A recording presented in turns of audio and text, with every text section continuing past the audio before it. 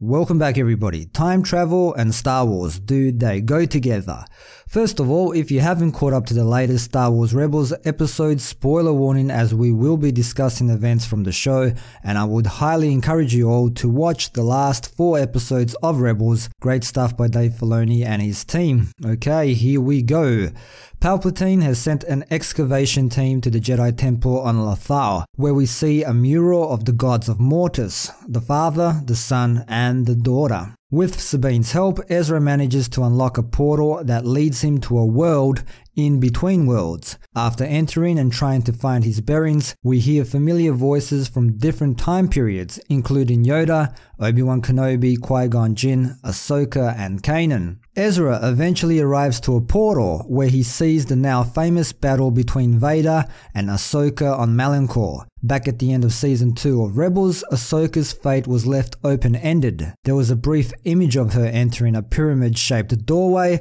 Some thought that she had died at the hands of Vader and this was simply symbolic. Others thought that she had indeed survived her encounter with her former master. But nearly 2 seasons would pass until we finally got our answer. And it's an interesting answer because it opens up a whole lot of complicated questions and introduces something new to the Star Wars universe. Something that we're used to seeing in other franchises like Star Trek, for example. From what we can see, Ahsoka was going to die. Ezra reacts instinctively, reaches out and pulls her through the portal, saving her life and opening up the question of time travel and alternate realities. Those are some complicated concepts that can get a little bit messy. Now, on the offhand, any of you guys have read Brian Lumley's Necroscope series, there's a similar concept there to what has been introduced here. The main protagonist, Harry Keogh, uses a thing called the Mobius Continuum. He basically uses mathematical equations to open up doorways or portals to travel anywhere or anytime in the universe. This world in between worlds in Rebels very much reminds me of this concept. After saving Ahsoka, Ezra realizes he could save Kanan as well using the same method. But Ahsoka quickly points out, if he saves Kanan, there would be consequences.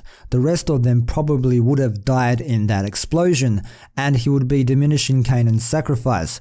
Also, if Ezra had died in the explosion, he never would have entered this world in between worlds to save Kanan in the first place. Hence, Kanan can never be saved. You see how this gets messy and causes a headache. Although there's the viewpoint that an alternate timeline is created when you interfere and it branches off from the original timeline. You get my point, it's tricky but interesting. Of course, this world in between worlds is the very reason Palpatine has sent an excavation crew. Using powerful Sith magic, he appears in one of the portals and tries to capture Ezra and Ahsoka. Now, the reason he probably couldn't physically enter through the portal itself is because he would need to use an entry point like the one at the Lothal Jedi Temple. That's why he wants to capture Ezra, so that he could use him as the key. But he's found some kind of workaround here using, I presume, powerful ancient Sith magic that he's learned during his studies.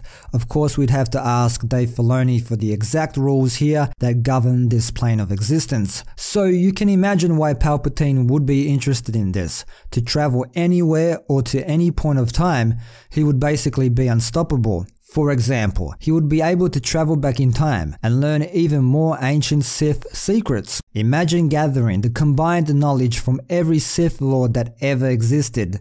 He would basically become like a god. I love this concept, but I'm sure some of you guys might not be that into it, especially with Star Wars. So, with the introduction of time travel and possible alternate timelines, you know what that opens up a possibility to: an eventual reboot of the series. Now, is this the reason this concept was introduced? I don't know.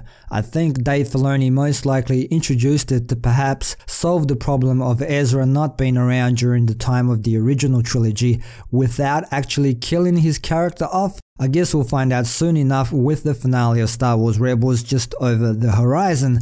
But what if Ezra ends up on Mortis or becomes some kind of gatekeeper for this world in between worlds? It takes him out of the timeline, or perhaps he branches off into an alternate timeline and that's how they solve that problem. Or he could simply sacrifice himself like Kanan for the greater good, but still, I'll tell you why this opens up the possibility of an eventual reboot of the franchise. I'm not saying it's a sure thing, but it's a new frontier now with the introduction of this world in between worlds, even if they only planned for this to be a one-off. So they'll continue to make Star Wars movies and pump them out for the foreseeable future. You have Rian Johnson's trilogy in the works, you have Benioff and Weiss from Game of Thrones who will be working on their own movie or trilogy, a whole bunch of standalone movies. I'm certain Kathleen Kennedy wants a female director to helm a movie or perhaps even a trilogy as well. You can be sure that the next decade at the very least will be pumping out at least one Star Wars movie per year.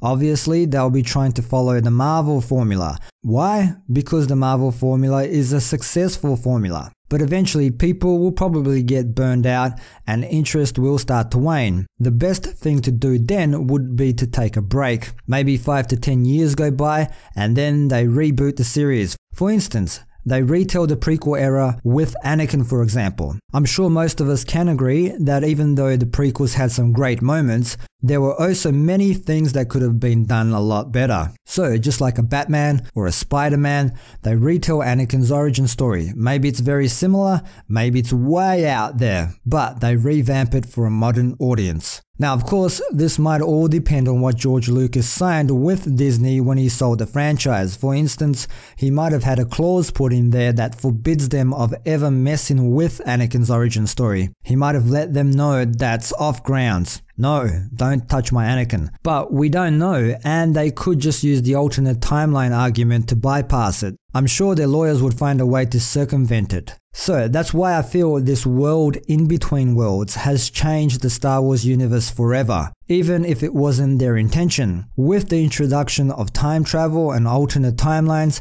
eventually some future storyteller will always have this to fall back on as an explanation for a different take on a story that has already been told. For instance, Anakin never turned to the dark side. Plagueis lived. Luke Skywalker kills his father and turns to the dark side. Kylo Ren listened to reggae music instead of goth music. Snoke is the hero and Luke is the emperor. You get my point. Who knows what the audience will be into in a decade or two, and with the advent of virtual and augmented reality, maybe in the future the viewer or player decides his own canon. Who knows?